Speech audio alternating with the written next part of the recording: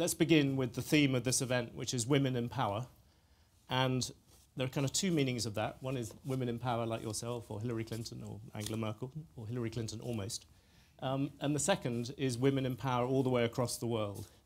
And you know the statistics better than I do. You have the McKinsey report saying that you could increase global GDP by 28 trillion, maybe by 12 trillion if you may alter a bit for regions. There's a huge gain to be had there. You've talked about it being the great economic no-brainer. So why hasn't it happened? That's the trillion-dollar question, actually. Because when we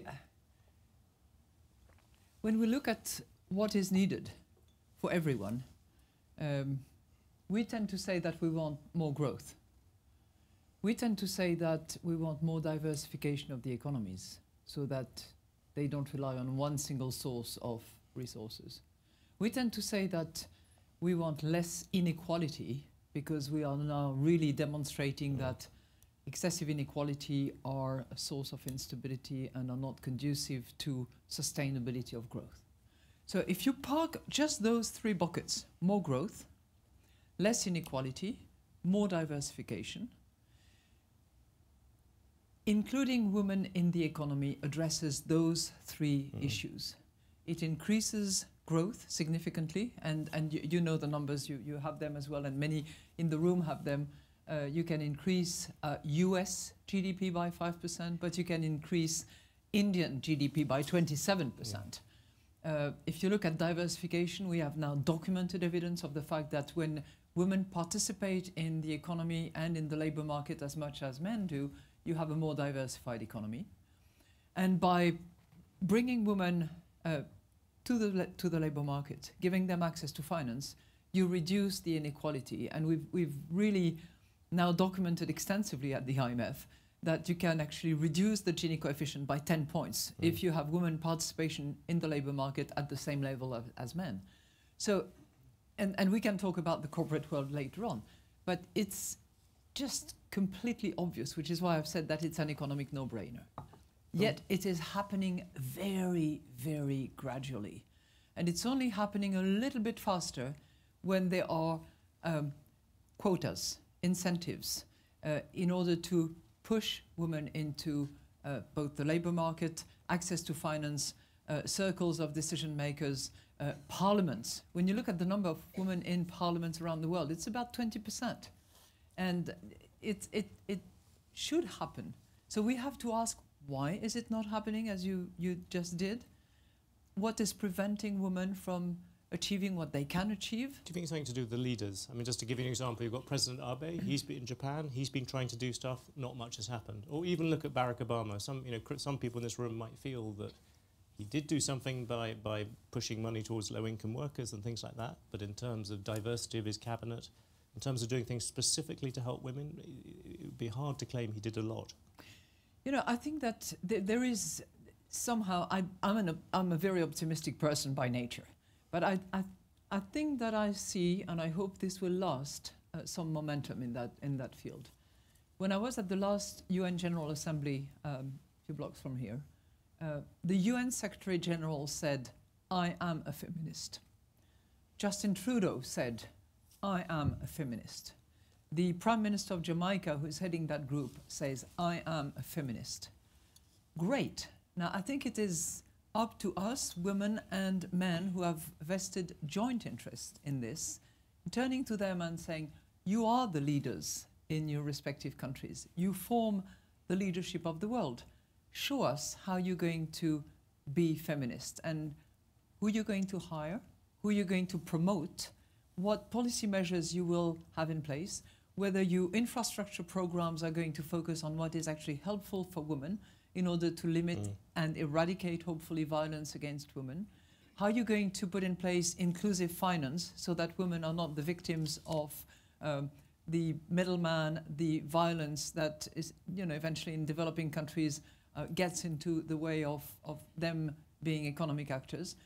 How are the 90% of the countries going to demonstrate that they eliminate the legal discriminations that are embedded in their constitution or in their legal system? That But you know, it came to me as a huge surprise. 90%. Can you believe 90% of the countries of the world have in their legal system a provision or an article in the Constitution that is actually a discrimination against women? So there's plenty to be done for those in leadership who can demonstrate that they are feminist. Okay, that's I'm great. sure, just use Barack Obama as an example. I'm sure he would have also said he was a feminist. We've had He actually did. You've had 8 years of him, and yes, you've had more pay for low-income workers, and you've had some degree of equality stuff in terms of pay within companies, but it would be hard to claim that he has pushed the cause of women forward, wouldn't it? Maybe there are a few things that he would have liked to do and has not been able to do for some reason. But, you know, I wish, particularly in this country, there was a serious parental leave. You know, I mean, it's one of the few countries in the world where it doesn't exist, except in great companies like, I'm sure, Bloomberg. We've done, yes. we can come back to the issue of Donald Trump and parental leave, because I think it's very interesting. But it strikes me at the moment there's two sort of arguments for how to change the role of women in the economy. One is that we need more diversity programs, those sort of things. But on the other hand, the main effect in terms of pushing women forward is just simply ennobling, enriching low-income workers, which include a disproportionate number of women. Do you think in the end the bigger gain is going to come from general economic policies or for things particularly aimed at women? Both, absolutely both. You know, minimum salaries, yes, absolutely. Earned income tax credit, yes, absolutely. But this is not going to be sufficiently focused on women. So I think that combination of a serious and well-funded parental leave combined with, you know, money. At the end of the day, you need money. And you get your return on assets, or return on investment, rather. But if you have sufficient budget to cut childcare costs or childcare centres or whatever system people resort to, reduced by half, you automatically encourage women to join the job market. So I think it's a combination of measures intended for low-income earners, but it's also specific measures that, for cultural or historical reasons, are targeted for women. Just focus on that parental leave question, which you raised. I think only 12% of women across America get it at the moment. If Donald Trump was to do that, and you have his daughter a particular supporter of that, you know, would that be a revolutionary step in terms of what involves? I think many women would actually welcome a parental leave that would be financed properly and that would be legally prescribed. So that would certainly be a big plus. Do you have any explanation why America is a long way behind Europe in that regard? I think the whole. No, I mean that's a really broad question. You know, if I look back at my own country, for instance, in France, a lot of those measures and policies and programs were put in place in 1936, at a time when you know, the socialists came into power, changed the course of things. If you look at American history, the major shift that occurred was FDR. And that was a bit later on, with no clear focus on welfare benefits and social security to the same extent that it had been in many European countries. But hopefully, you know, people will get there, and health and security in that domain can become part of people's entitlement and rights. Can I ask you a bit about corporate boards, the question of quotas? Do you think that is the one area where quotas are justified? Yes, I do think that quotas are justified in many, many areas, but I think on boards as much as elsewhere, quotas are needed and are helpful. It is. I mean, if you look at a country like Norway, for instance, there's been a jump in women's participation on boards as of the time when quotas were put in place. In Europe now, thanks to the European directive, it is also now getting close to or sometimes above the 20% threshold, and that threshold will go up to 30%. So there is clearly attention paid by existing board members and by shareholders to the fact that it is better. It is more, I mean, there is now plenty of documented evidence about the fact that there is a better return on assets in those companies that have one or more than one woman on the board. And it's even more true in those companies that are based on knowledge. And I think it's really important when you see how the service industry is clearly expanding in the field of knowledge use. Women are clearly contributing even more so in those sectors than in these sort of standard manufacturing sectors. But you also probably accept that quotas is one of those words which sort of terrify people to some extent. Is there a case at all for having quotas that last for a sort of limited amount of time? Sure. I mean, once the quotas, look, when I joined Baker McKenzie, I thought that because I was such a brilliant lawyer, I would make partnership and I didn't need anything. But then I looked around. Well, first of all, I realized that I was not just such a bright person. But I looked around and there were so few women that if you calculate, you know, over the course of time and based on historical data, it would have taken more than 120 years before there would have been even close to parity between male and female partners. So yes, quotas are a needed step in order to reach an objective. Once the objective has been reached, then you need to reset the parameters of what you want to do, because then you want to keep people. Because any, you know, consulting firms, any particularly, I think the work has been particularly done in professional firms. You lose talented women at a particular point in time in their life because their career development and their biological cycle coincides at pretty much the time when you need to be super performing and when you're going to be super creative. And I remember reading one. I hope so. I remember reading something about your very first job interview, where I think you were told that you would get paid less because you were a woman, or something along those lines. No, it was worse than that, because you know you paid less. Okay, maybe you don't have as many diplomas. Maybe you're not as but it was worse than that, because what I was told was, you know, please join. You have all the credentials, all the good background, everything works fine, and we'll give you some interesting work, but don't ever expect to make partnership. And when I said, why is that? They said, because you're a woman. But now maybe things have improved a bit. But over that time, exactly. No, but what do you think has been the big gain that has happened since then, and what do you think has been the big thing that you expected to happen that hasn't? First of all, particularly in my position as head of the International Monetary Fund, I'm always a bit cautious about passing general judgments about women and what is needed, what would help, what has failed, because it is so different whether you look at Peru or you look at Namibia or you look at the United States or you look at Sweden. We'll just look at the West maybe, because that would be the... so advanced economies. I think in most of these advanced economies, including Japan, and we can come back to Japan if you want, there is a clear general consensus that certain things have to be done, certain things have to not be done, certain things have to be said, certain things have not to be said. And I hope that stays that way. So there is a momentum, and you know, there's a political force about women sharing that objective, sharing those views, and being prepared to close ranks and claim their place in the economy, their place in finance, their place in the world. So that's the positive.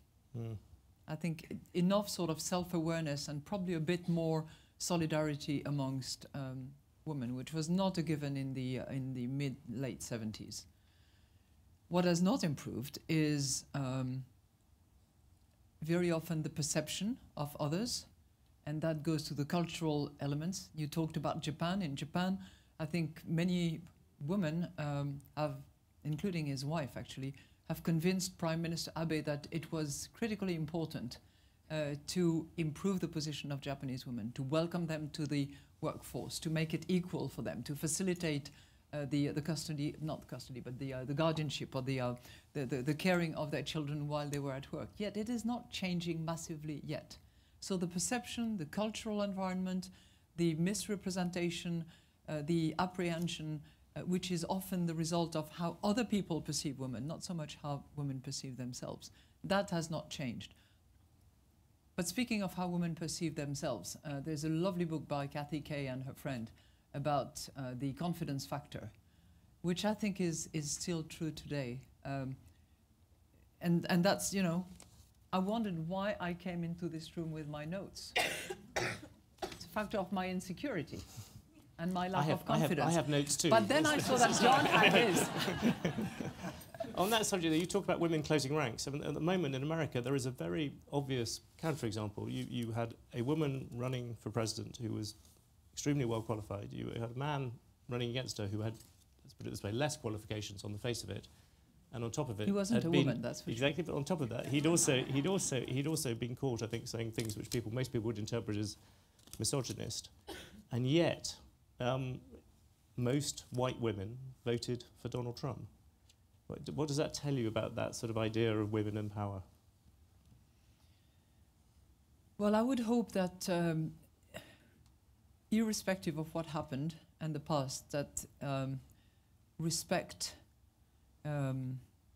dignity, elegance in dealing with people, not in the way people are wearing clothes, would prevail over low instinct and disparaging comments.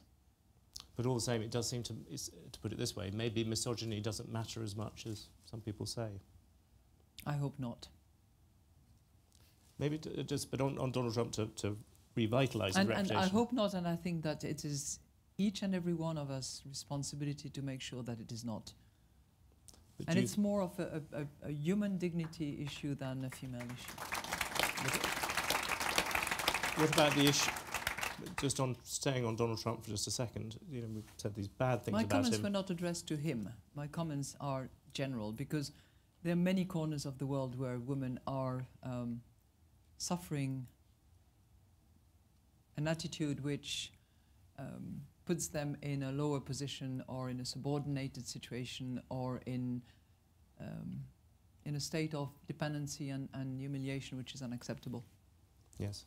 On the issue of Trump again, we talked a bit about parental leave and what he could do there. Yeah. Are there other things where, despite some of the things he said in the past, where he could sort of, I suppose, reverse that reputation? Well, you know, when I hear the words inclusive, I listen very carefully, because inclusive means inclusive growth, means inclusive finance, means opening up to all, making sure that there are opportunities for all. And if that is the intention, then I think that is important for women and for those who are and have been excluded. So that is, you know, parental leave is one. As I said, the earned income tax credit at the lower end of the income range. I think inclusive finance is a critically important thing. There are 60 million American people today who are either underbanked or not banked at all because they have no access to finance. So those are really good propositions. If they can be delivered upon, that certainly would make a difference, including for women. I'll just stretch the thing slightly broader on the issue of the economy. But your parental leave ideas is a very important... That would be a big one. Would that conceivably make Trump a better president for women than Obama was? Oh, come on. We're not in that sort of... It's always worth trying. There's only a small group of people here. Stretch it more broadly on Trump and the economy. Many of us have sat there saying, look, the world has got to change from relying on central banks. Governments have got to start doing things. Look at what Donald Trump is talking about. He's talking about spending money on infrastructure. He's talking about pumping money into the economy. Is it possible that that's another area where he could surprise on the upside? Are you optimistic about what you see he's doing so far? Well, I would preface any comment with, you know, we're a bit lost in conjecture for the moment, because there are certain things that are coming back, whether it's the spending on infrastructure, whether it's the tax reform. There are things that we hear that are hinted more than affirmed, such as the trade policies. So it's very premature to sort of draw conclusions at the moment. But we have consistently said that the tax system in this country needs to be reformed, needs to be simplified, that corporate tax needs to be lowered and tax loopholes eliminated, that at the lower end of the income range, less taxation would be extremely beneficial for growth. So on the tax front, if what we hear is heading in that direction, this is beneficial on two fronts. One, on growth, because it would certainly boost growth, and it's also beneficial on the risk of a very divided society with the elite of the haves and the elites and the others, the have-not. But it's a question of how that tax reform is designed, okay, and how many jobs are created as a result. Second area where is the beginning of proposals are also welcome is in the area of infrastructure. Infrastructure is badly needed in this country, whether it's port, roads, railroads, airports. There has been reduced public spending on even the maintenance of what exists. So this is needed. How it will be financed, whether it will be public funding, whether it will be incentives to the private sector, is also going to matter in terms of output. So in the short term, if you only take those two blocks of proposals, it's rather positive for the United States. But it needs to be factored into a longer term proposition. And clearly with entitlements kicking in 2021 or so, with baby boomers retiring, with interest rates likely to rise, and certainly interest repayment rising at around the same time. The decisions that are made today, to the extent that they possibly increase inflation, that they make financing more expensive, that they strengthen the dollar, all of that is going to also have an effect. Do you see a stronger dollar as just? Do you see a stronger dollar as just a given over the next few years? It's very likely. If those policies are implemented, it's very likely, and it will have both good. Well, it will have downside and upside consequences. What about the obvious? If that is the obvious good thing about Trump, from your perspective, presumably the worry is trade. And especially the idea of maybe a trade war with China or any of those particular. Recently, there have been somewhat more clement noises about that. Do you think that's a fair reading? Well, the more moderate approach to trade is probably predicated on the fact that trade has been beneficial, and has been beneficial not just for the 100 millions of people who have been taken out of poverty around the world, particularly in Asia, but around the world, but has also been beneficial in terms of improved competition, better allocation of the factors of production, including capital, certainly lower prices for consumers in the advanced economies, which have generally benefited, in particular, people at the low income level. What about the issue? So when you realize all that, you sort of consider whether trade is not actually a reasonably good thing, but, and that's where I would be very interested also to hear what will be, it needs to be associated with clear measures that will benefit people who have been left out. So, because if you combine international trade and the massive increase that we've had in the last 30 years, the technology improvements, and it's very difficult to dissociate the effects of one versus the others, but they are combined, and they've created pockets of unemployment, people completely left out of their jobs, factories that have closed, and regions that have been devastated. That needs to be addressed. It cannot just be about trade is great, cheaper products, more consumption, better allocation of the factors of production. It needs to be trade that benefits all.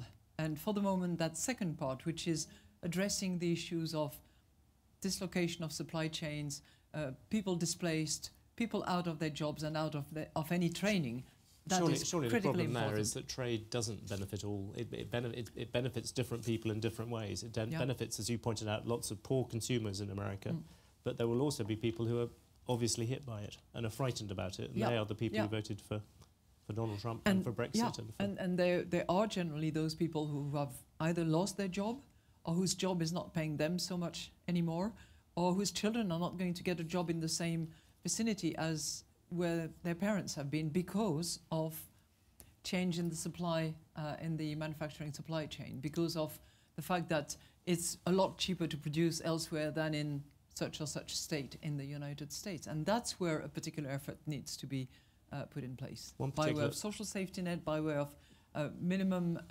salary, by way of, as I said, earned income tax credit, and a focus on, okay, you've lost your job, but there are other jobs that are coming up. The US economy is constantly creating lots of jobs. Question is, how can they be helped towards these jobs in a more efficient way than has been tried so far? The particular thing with China is always this issue about whether the yuan is being, whether renminbi has been held down. And I think the IMF generally has tended to say that China is not a currency manipulator. Are you still in that position? You know, we evaluate the status of a currency relative to its economy on an annual basis, every year. With most economies of the world, we determine whether it is underappreciated, overappreciated, or generally, or we say broadly, in line with the fundamentals. On China, the latest was in Article 4 back in June or July, and at that time, the renminbi was broadly in line with fundamentals. After having been probably held up for a period of time, more than was required by the economy. Now, clearly, in the last few weeks, the renminbi has depreciated because the Chinese authorities and the banking authorities in particular are now aligning the determination of their currency relative to a basket of currencies.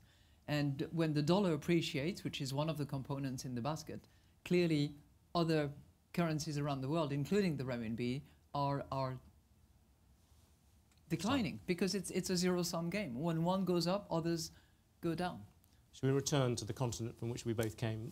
The joys of the Italian referendum. How frightened are you by that? Is that you've lived through several versions of the euro crisis. If Renzi were to lose, particularly lose badly, would that spark off another round of it? You know, we tend to look at the Italian economy irrespective of what the outcome of the referendum is. I mean, so far we've really experienced polls, forecast, absolutely determined view as to what the outcome will be, and we've seen how wrong we were. So we look at the Italian economy independently and irrespective of the outcome of the referendum and Matteo Renzi's decision to stay as president of the council or not. And a lot needs to be done on the Italian economy, irrespective of the referendum. Even if there is a yes vote and the Italian Senate is sort of power reduced, a lot needs to be done on the banking sector, as we know. Recapitalization is needed, strengthening of the books by elimination and dealing with the non-performing loans that are stuck in some of these banks. A lot needs to be done on the productivity front, which has not improved by far. So the Italian economy needs a lot of reforms, and there's another large country just above Italy where you might say that has needed a lot of reforms. You've now had the removal of Sarkozy, of Juppé, of Hollande has now gone. This new generation of people coming in. Do you think that France is more likely to be reformed now? You famously worked with François Fillon. Well, we at the IMF... even the French people. We certainly view France as a country that needs to continue seriously in-depth reforms of its economy. And whoever is elected comes next May will have to tackle head-on the need for structural reforms. The labour market has begun a reform, but it needs to be faster and deeper. Product markets have begun to reform a little bit, in the boss sector. Okay, great, but we need a bit more than that. That economy needs more than that. And it has the benefit of this accommodating monetary policy by the ECB, which presumably is going to continue for a while. The price of oil is still low, even at around 50, which is maybe where it will hang for the next few months. The euro is, 105, 106 to the dollar. It's not bad when when you're an exporting country, and you buy oil at a reasonably low price per barrel. So the whole scenery, the whole landscape should be really favorable to those structural reforms and a limited use of fiscal space, because fiscal space can only be used appropriately to support the structural reforms. It cannot be an invitation to just increase public spending. There's plenty of public spending in France at the moment, so it needs to be rejigged, reorganized, and reshaped, which is being talked about. I saw a cover of Libération the other day which showed François Fillon with a wig, converted into Margaret Thatcher. Yeah.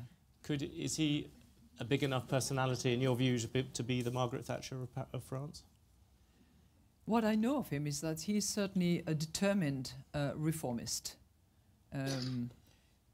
He's also fiscally prudent, but I've seen him I've worked with him for 4 years, and he's certainly very lucid in terms of the diagnosis about the French economy. He's the one who, 3 months in the job as Prime Minister, said, "I'm the Prime Minister of a bankrupt country,"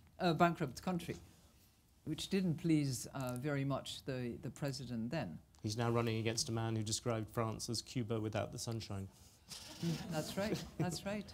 Well, they will have to compare holiday destinations together. We've probably done enough bashing of France. There's another country even further to the north of that, which is trying to leave. Hang on, I'm not bashing my country. No. But you have often said before that reform there is far too slow, and you're now saying that there is a chance of it changing. Yes, I should think so. And when I joined the government as finance minister, with Prime Minister. With François Fillon as Prime Minister, our goal, our determination was to reform. And unfortunately, the financial crisis just came to hit us 6 months in the job. And we had to, back up and go about rescuing the financial sector and trying to calm depositors and make sure that the economy would not contract too much, as opposed to what we were preparing to do. I mean, in the name of fairness, I was going to go up to Britain. You have this continual... Well, that's your country. Exactly. No. Here's your chance to bash Britain. That you look at Britain, is that now, in your mind, is it moving a little bit away from hard Brexit to soft Brexit? They're suddenly making more conciliatory noises? Or is it still going to be a very short negotiation where the British walk in and say they want access to the single market and the ability to control their immigration, and the Europeans say that's an either-or, you have to make a choice? All the noises, all the comments, all the little posturing here and there seem to indicate that we are still looking at a hard Brexit. And it's, our hope at the IMF is that the uncertainty is cleared, because that's the first factor that is really, for the moment, questioning investment decisions. I know that there are numbers that seem to indicate that there is still investment, there is still movement, but when you talk to people, they are really concerned about what the outcome will be. I think in the financial sector, a lot of clarity would help, because the financial passports that banks located on the British territory, and I should say the English, should I say British or English? I never know. British, it's British. That exclude Ireland as part of the EU, which it is as an independent country. But those banks on British territory will want to know, and their shareholders will want to know, whether or not there is a passport to continue to act in the rest of Europe. Do you think the kind of two-year deadline, Mrs May goes and invokes Article 50, and then it takes 2 years, that's really becoming... It's going to take longer than 2 years. We had Enda Kenny, the Irish Prime Minister, this morning. He was saying that. Yeah, most people who are close to the preparation, and on both sides they are preparing and they are trying to move along the curve. They are all saying that it's going to take longer than 2 years. I mean, when you look, it's going to be something like 60 different bilateral trade treaty that will have to be negotiated, if only that to begin with. And then you have to disentangle the system. And I hear what is being said, which will be, okay, well, let's keep it as it is, and we will gradually remove what we don't like. I don't think it's going to be a, you know... You can't, so the British can't cherry pick what they would like from Europe. But it's a negotiation. You have two parties. And you know, I don't want to opine as to who is in the strongest position, but I'm not sure. Can I ask one last question? I think I get the message. There's one last question to do with globalization. If you think of all the things we've spoken about today, we talked about trade with China and America. We talked about Europe. You know, at one time, the whole future of trade, very much tied up with the IMF, very much tied up with what you think about, was towards these big global trade deals. Now you see Trump trying to do things on a bilateral basis. You've talked about Britain having to do bilateral deals. Is there an element of deglobalization beginning to happen, or do you think there's a way through with all these little deals? I certainly hope that there is not a move towards deglobalization. I equally think that we have to move towards globalization that has a different face and which is not excluding people along the way as it proceeds towards increasing or improving the development of those developing countries of, say, Africa and some of the Asian world, and moving up for the emerging market economies. So I hope it's not deglobalization. I hope it's a different globalization. From a purely institutional point of view, I would hope that the WTO continues to do the hard work that is required to have a framework within which, you know, other arrangements can be had. But it's clearly it's clearly taking a different form, and you know, the Bali Agreement has not yet been ratified.